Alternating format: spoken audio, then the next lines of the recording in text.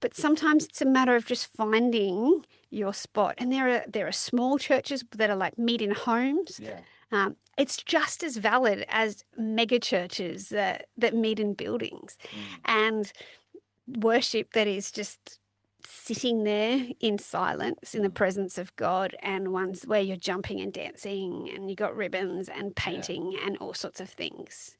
Equally as valid. Yeah.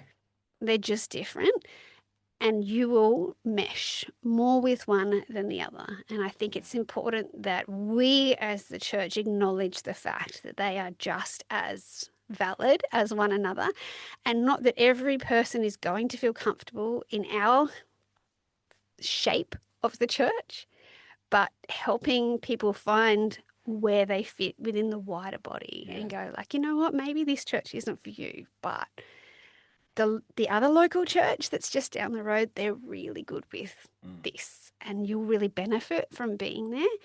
Uh, and maybe there are going to be times, and definitely actually there will be times when you go to church and it's going to be outside your comfort zone, because no church is going to be all about you, and it shouldn't be. You will pretty much definitely find one thing about your church that is just uncomfortable for Yeah. you, where it's like, oh, this is not my preference. That's not really what church is about. You need to, yeah, it's finding a place where you can engage, but it's not about having a church meet your preferences either.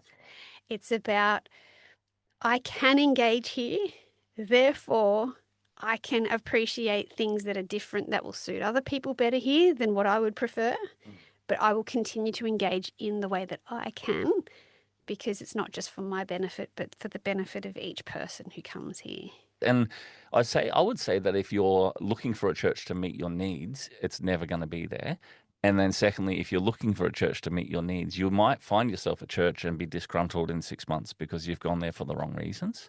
It's just not about that. It's about you connecting to a community and then serving that community, and you meeting the needs of the body of Christ together as we play all together.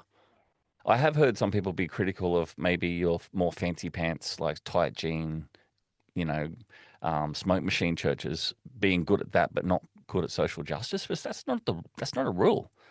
Like, one of the biggest fancy pants churches I know has the biggest budget in that church directed at ministering to drug addicts. And going hard, like leading the way, being the people. So, like you said, it's not a formula.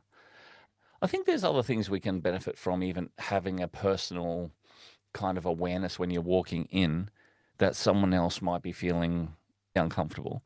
But to go there as someone who's willing to go and chat to that person and bring them from the outside to the inside. Like, we've both got a person we love called Rob, who, if there is a new person at church, he sees them, he goes to them, and he comes to church for that reason. He's got lots of mates there and would probably prefer to hang with his mates, but he comes ready to find anyone on the outside and bring them inside. So it's a conscious awareness, hey?